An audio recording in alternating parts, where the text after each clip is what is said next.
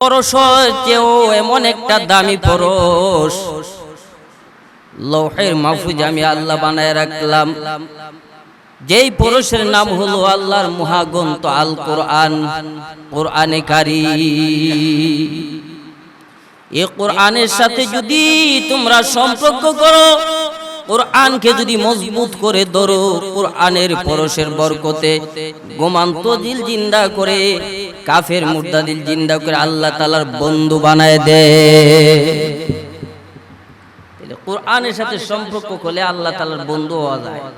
শুধু তা নয়, কোরআন আপনি তেলাওয়াত করেন, অল টাইম আল্লাহর সাথে কথা বলা হয়। আর কোন গ্রন্থের সাথে আল্লাহ এমন সম্মানজনক কথা বলেন নাই। সেই কোরআনে কারীম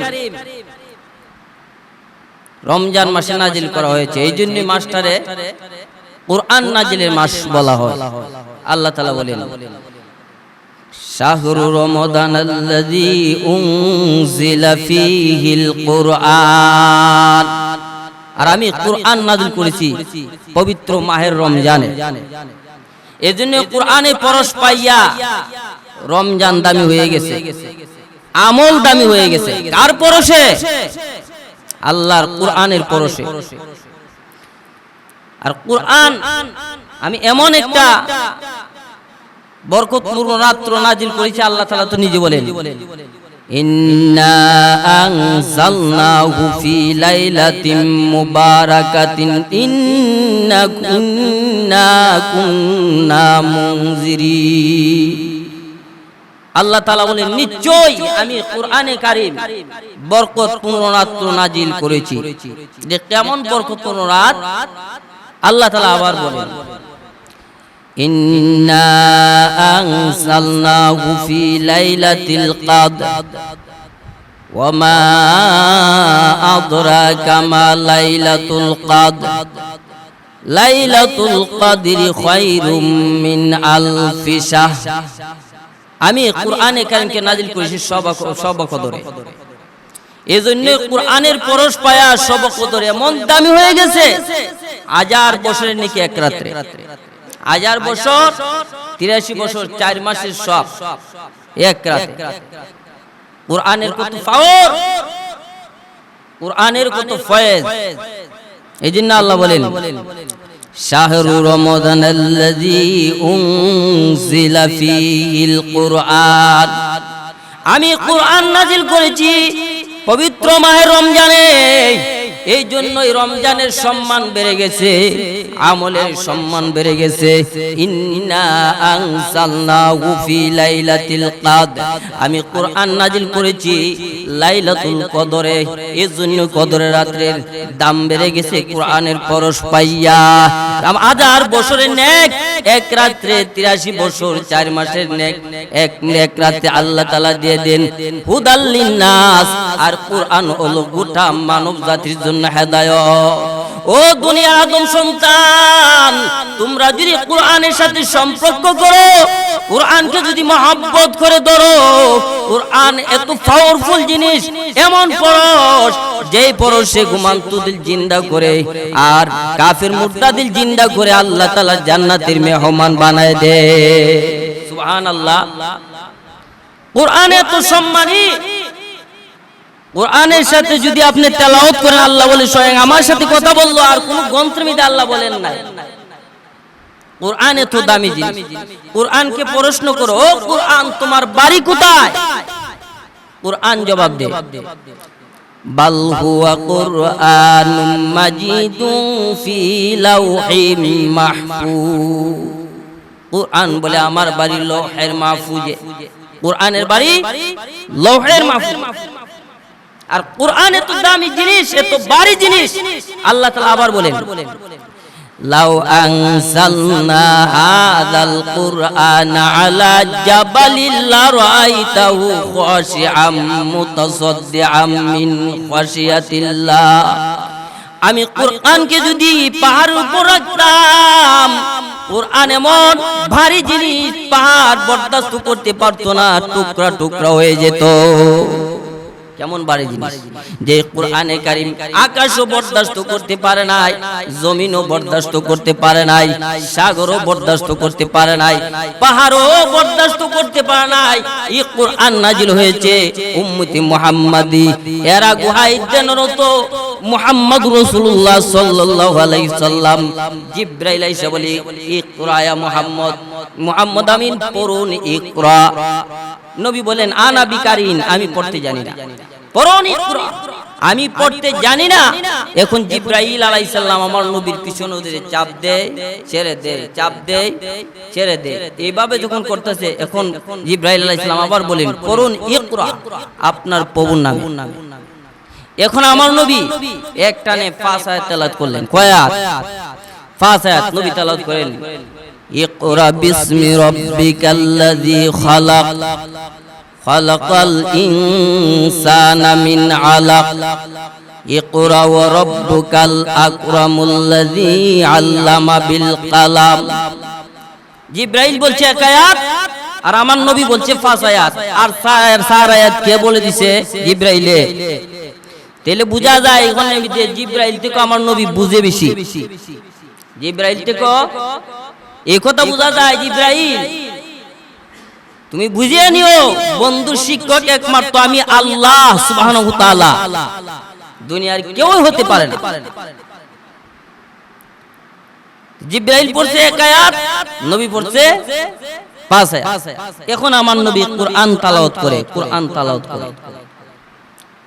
আল্লাহ ডাকতে বলো জিবরাইল, কোরআন শরীফ কণ্ঠস্থ করার জন্য, মুখস্থ করার জন্য কেন আমার বন্ধু ঘন ঘন জিরপাটা নাড়ায়?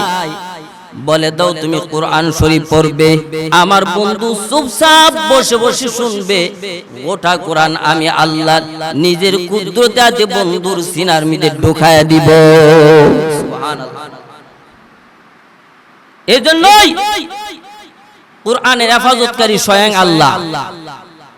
কোরআনের হেফাজতকারী কে? স্বয়ং আল্লাহ।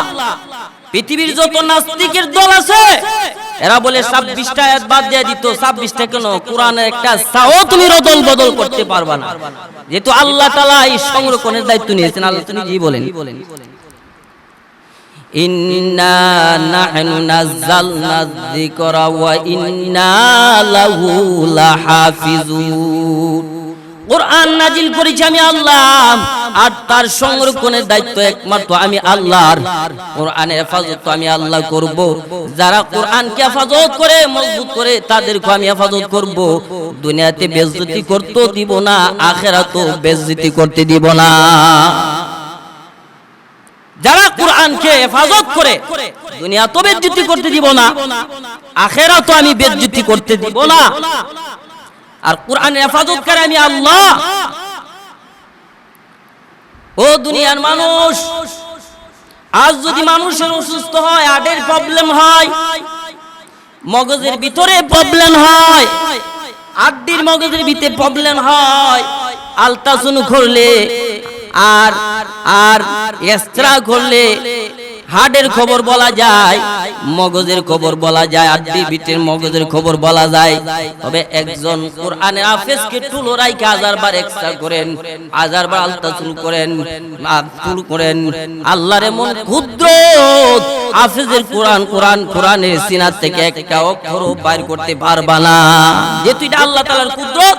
আল্লাহ বলছেন কোরআনের হেফাজতকারী আমি আল্লাহ, আর হাফেজের কোরআন হাফেজের সিনার মধ্যে আমি আল্লাহ কুদরতিভাবে হেফাজত করে রাখছি।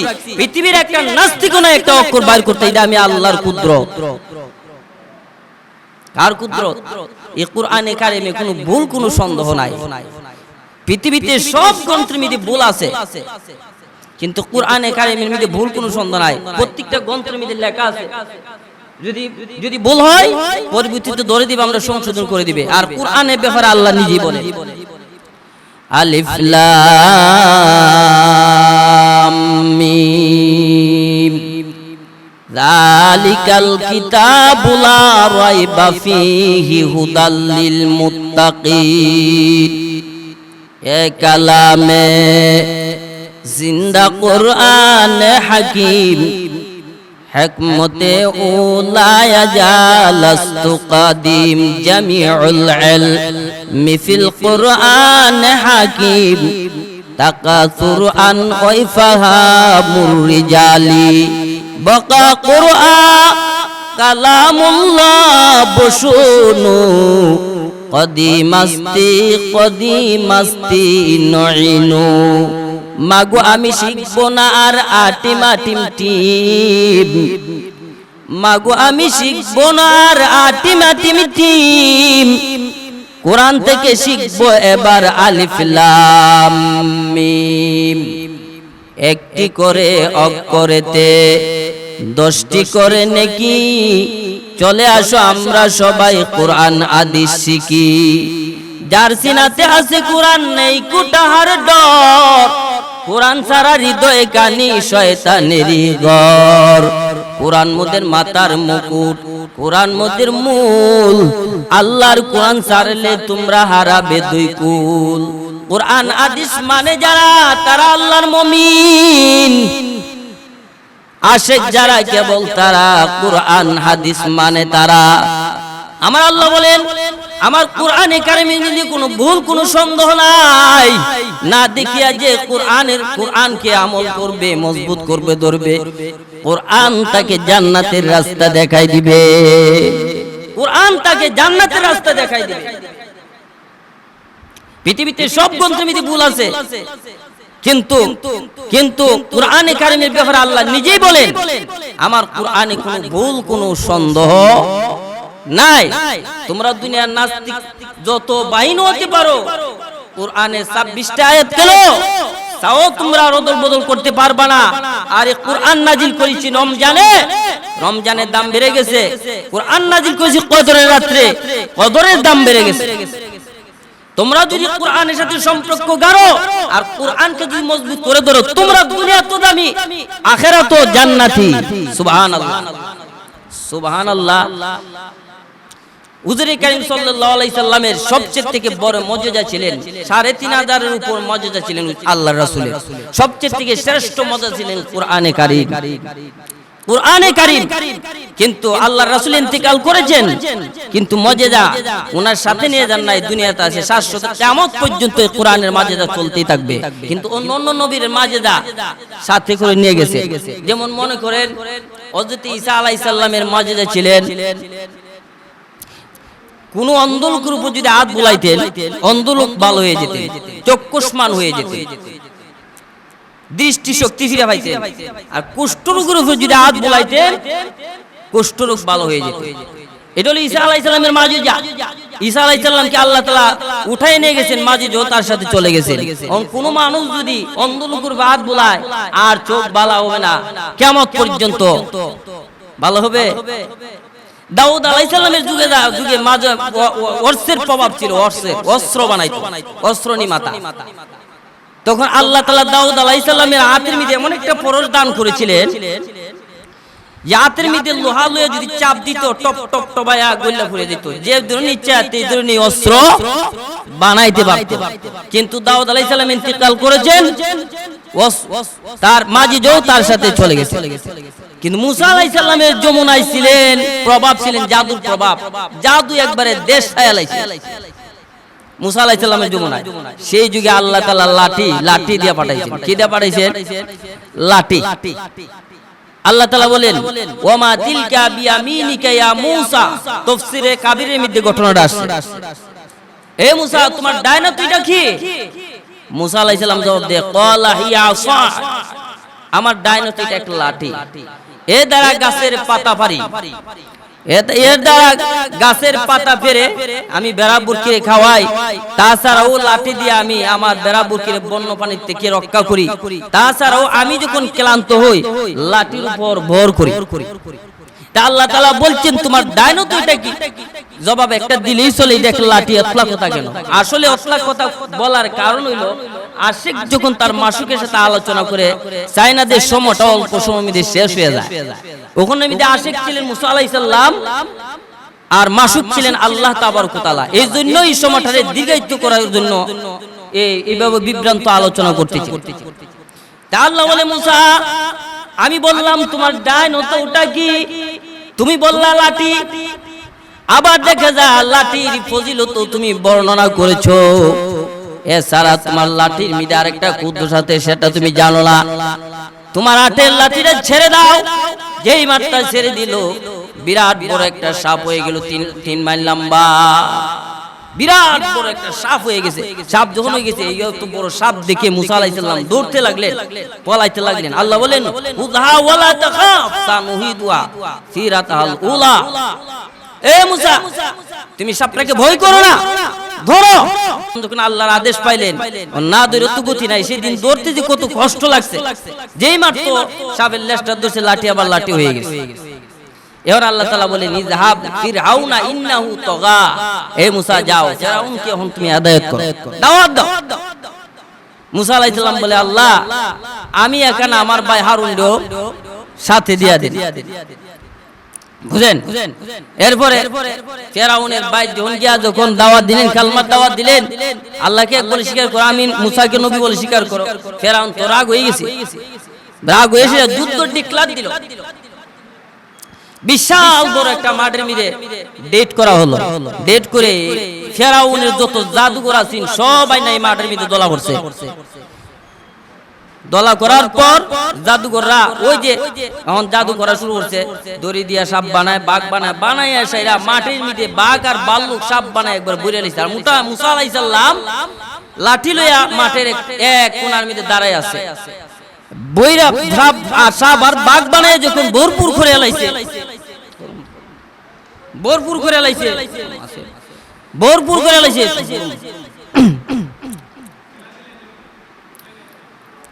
সাপ আর বাঘ বানায় যখন ভরপুর করে ফেলাইছে, তখন আল্লাহ তাআলা বলে এ মুসা এখন লাঠি নিক্ষেপ করো। যখন নিক্ষেপ করলো বিরাট বড় সাপ হয়ে গেল। সাপ হয়ে যখন হা করলো, ফিরআউনের জাদুঘররা যত বাঘ ভাল্লুক সাপ বানাইছে সব লাঠি মার্কা সাপের ভিতরে ঢুকে গেছে। ওই ঢুকছে লাঠি মার্কা সাপের ভিতরে ঢুকে গেছে।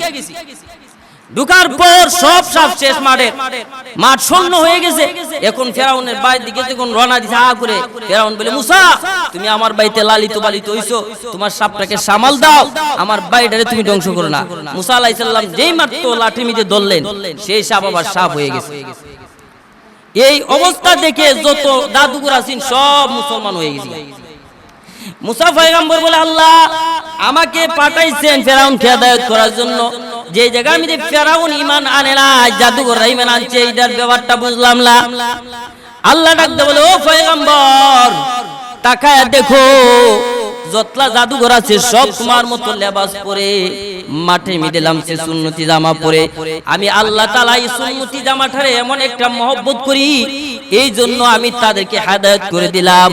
ফিরআউন তো তোমার বেশ ধরে না, সুন্নতি জামা পরে না, এই জন্য আমি তোমাকে ফিরআউনকে হেদায়েত করি নাই। তাহলে বুঝো বাবা এই সুন্নতি জামার কত দাম। নামাজ পড়তে এলে আল্লাহ আমরা আফসাদ কইরা এই কোনিগুলি বার করে নামাজ পড়ি মাকরুহ। আর যদি আমরা মনে করি না না সুন্নতি একটা জামা নিয়া নামাজ পড়বো, পুরোপুরি নামাজটা হয়ে গেল। তার কারণ দুনিয়ার জীবনে যদি সরকার যদি কোনো বাহিনী বানায়, যদি বাহিনী বানায়, র্যাব বাহিনী পোশাক হলে এক জাত, পুলিশ বাহিনী পোশাক হলে এক জাত, আরবি বাহিনীর পোশাক হলে এক জাত, জাতে জাত পোশাক। আমার আল্লাহ বলে দুনিয়াতে যদি সরকার যদি তার বাহিনী বানাইতে যদি পোশাক যদি তার আলাদা আলাদা হতে পারে, আমি আল্লাহর বাহিনী যদি হতে চাও, আমি আল্লাহর জান্নাত যদি পেতে চাও, আমারও একটা পোশাক আছে। ওই পোশাক 2,24,000 পয়গম্বরের পরনে পরাই দিলাম। তোমরা যখন এই পোশাক পরবা, আমি আল্লাহর বাহিনী হইবা, জান্নাতের মেহমান হইবা, কোনো সন্দেহ না। বলতেছিলাম মুসা আলাইহিস সালাম যখন ইন্তিকাল করলেন, মাঝে যাও তার সাথে চলে গেল। তখন লাঠি দিয়া আর জীবনে যদি ফু দেয় না সাপ হইতো না, কারণ মাঝে যা চলে গেছে। আর আমার নবীর যুগে প্রভাব ছিল কবিতা রেওয়াজ, কবিতা বানায়া কাবা শরীফের মধ্যে চ্যালেঞ্জ করতো, বলে পারলে এই কবিতার সাথে মোকাবিলা করো, পারলে এই কবিতার সাথে মোকাবিলা করো। সেই যুগে আল্লাহ পাক রব্বুল আলামিন আল কুরআন মহাগ্রন্থ নবীর উপর নাজিল করে মক্কার মধ্যে ছাইরা দিলেন। নবী আমার মক্কার গলি গলি, মক্কার রাস্তা রাস্তা যখন কুরআন তেলাওয়াত করে, মক্কার কবিরায়া বলে, মুহাম্মদ আমিন তুমি যে কবিতা পড়ো আমরা সেই কবিতা বানাইতে পারি। নবী আমার জবাব দিয়ে, তোমরা কেন, তোমার বাপ দাদার 14 গোষ্ঠী বানাবার ক্ষমতা নাই, যেহেতু আল্লাহ তাআলার কালাম, তোমার বাপ দাদার 14 গোষ্ঠী বানাতে ক্ষমতা নাই। তখন বললেন, মুহাম্মদ আমিন তাইলে আপনি একটা আয়াত দেন, আমরা বাইরে আয়াতটা মিলাই দেই। আমার আল্লাহ বলেন, আল্লাহ ডাক দা বলেন, জিবরাইল বন্ধুরে জানাই দাও সূরা কাউসারের প্রথম নম্বর আয়াতখানা দিয়া বলো দ্বিতীয় আয়াতখানা কি হবে। তখন কাগজের মধ্যে প্রথম নম্বর আয়াতখানাটা লিখে দিয়া দিলেন। এই কবি মক্কার যত কবি আছে সমস্ত কবি নবীরে দাওয়াত দিয়া বললেন, এই মুহাম্মদ আমিনের কাছে যদি আয়াতের টুকরা আছে তার একটা আয়াত না মিলাই দিতে পারি, মুহাম্মদ আমিনের কাছে আর মুখ দেখান যাবে না। কারণ সবই গবেষণা করতে লাগলেন, গবেষণা করতে করতে মাথা গরম হয়ে গেছে। উপর মিলাইলে নিচ মিলে না, নিচ মিলে উপরও মিলে না, এই অবস্থা। এখন সবের মাথা গরম হয়ে গেছে। একজন কবি বলতাছেন, জিনার উপর এত সুন্দর আরবি আয়াত নাজিল, ওনাকে একবার দেখে আসি। সুবহানাল্লাহ। আমার নবী যে কত সুন্দর, একমাত্র আল্লাহ নবী যে কত সুন্দর, আল্লাহ আল্লাহ। নবী চেহারা মুবারক একটা মাজা ছিল, দেখলেই মানুষ মুসলমান হয়ে যেত।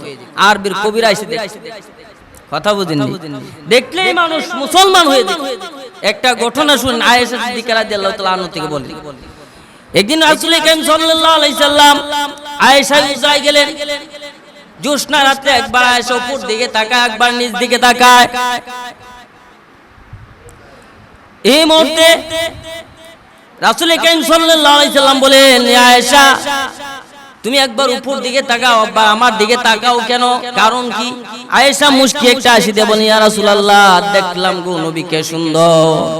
নবী আমার মুস্কি হাসি দিয়া বলে, আয়েশা বলো কে সুন্দর? আয়েশা বলে, ইয়া রাসূলুল্লাহ আপনি যে কত সুন্দর রাসূল, এটা কি আমি আয়েশার বলতে হয়? বাদশাহ রাজিজ মিশরি বালাখানা যদি জুলাইকার সখীগণের সামনে ইসুবের পরিবর্তে আপনাকে রাখা হতো, ইসুবরে দেখে তো শুধু কেলে হাত কাটছে, ওগো নবী যদি আপনাকে দেখতো কলিজাটা পর্যন্ত কাটিয়ে দিত। এত সুন্দর নবী আমার আরবের কবিরা এসে দেখতো। এই বলো মুহাম্মদ আমিন, তোমার আয়াতের উপর মিলাইলে নিচ মিলাইতে পারি না, নিচ মিলাইলে উপর মিলাইতে পারি না। আমরা যখন মিলাইতে পারলাম না, পৃথিবীর এমন কবি না এই আয়াতের টুকরার সাথে আরেকটা আয়াত মিলাই দিতেন। আমরা স্বীকৃত দিলাম এটা দুনিয়ার কোন রচিত ভাষা নয়, এটা স্বয়ং আল্লাহ তাআলার আওয়াজ। রাসূল আমার বলেন, প্রথম অংশটার পরে দ্বিতীয় অংশটা কি হবে তোমরা কি শুনতে চাও? কবিরা বলেন, ওগা ওগা আল্লাহ রাসূল মুহাম্মদ আমিন আপনি যদি বলেন শুনলে আমরা ভালো কবি মানুষ, তো রাসূল তেলাওয়াত করেন, ইন্না আনসালনাহু ফি ইন্না আ'তাইনাকাল কাউসার ফাসাল্লি লিরাব্বিকা ওয়ানহার ইন্না শানিআকা হুয়াল আবতার। এত সংকার মিল, এত সুন্দর কবিতা কবির বাবা কেন কবির দাদা বানায় বড় ক্ষমতা নাই, যেহেতু আল্লাহ তাআলার পবিত্র কালাম। বলতেছিলাম ভাই, এই কোরআনে কারিমের মধ্যে সময় সংক্ষিপ্ত, কোরআনে কারিমের মধ্যে আল্লাহ তাআলা এই রমজানের বয়ান করছেন। আল্লাহ তাআলা বলেন, ইয়া আইয়ুহাল্লাযীনা আমানু কুতিবা আলাইকুমুস সিয়ামু কামা কুতিবা আলাল্লাযীনা মিন ক্বাবলিকুম লাআল্লাকুম তাত্তাকুন। আমার আল্লাহ তাআলা বলে, ও ঈমানদারের দল, তোমাদের উপর রোজা ফরজ করা হয়েছে যেমন ভাবে পূর্ববর্তীদের উপর রোজা ফরজ করা হয়েছে। তোমরা রোজা এমন ভাবে ধরো আর এমন ভাবে রাখো সারা দিন, দিনের সূর্য অস্ত যাওয়ার আগ পর্যন্ত তোমরা এমন ভাবে রোজা রাখো, সমস্ত পানাহার, সমস্ত গুনাহ থেকে, সমস্ত বটির গুনাহ থেকে বাঁচায় রাখার নাম হচ্ছে রোজা। রোজা শুধু মুখে রাখলে হয় না, মুখে রাখলাম সারা দিন উপবাস থাকলাম, এ রাখলে রোজা হয় না। কখন রোজা রাখলেন, মুখের দ্বারা গুনাহ করলেন, চোখের দ্বারা জিনা করলেন, পাওয়ার দ্বারা হাতের দ্বারা গুনাহ করলেন, মুখের দ্বারা গিবত শেখায়ত করলেন, চোখের দ্বারা টিভি সিনেমা বেডির নাচ দেখলেন, রোজা হবে না। রোজা হচ্ছে দিনের সূর্য সুবহ সাদেক থেকে দিনের সূর্য অস্ত যাওয়ার আগ পর্যন্ত সমস্ত বটির গুনাহ থেকে বাঁচায় রাখার নাম হচ্ছে রোজা। এই জন্য আল্লাহ বলেন, তোমরা যদি এভাবে রোজা রাখো, আল্লাহ তাআলা বলেন আস-সাওমিলি, রোজা আমার আর রোজা আমার আর তো আনা জিজি, আর এই রোজার পরিষ্কার আমি আল্লাহ নিজে দিব। আল্লাহর রাসূল আরো বলেন, শুধু তাই না, আল্লাহ বলেন আমি নিজেই পরিষ্কার। সুবহানাল্লাহ। তাহলে রোজা সঠিকভাবে যেন আমরা ধরতে পারি এবং সঠিকভাবে যেন আদায় করতে পারি, আল্লাহ তাআলা যেন আমাদেরকে এই রমজানের মর্যাদা বজায় রাখতে পারি। সকলকে তৌফিক দিয়ে সকলে বলে আমিন।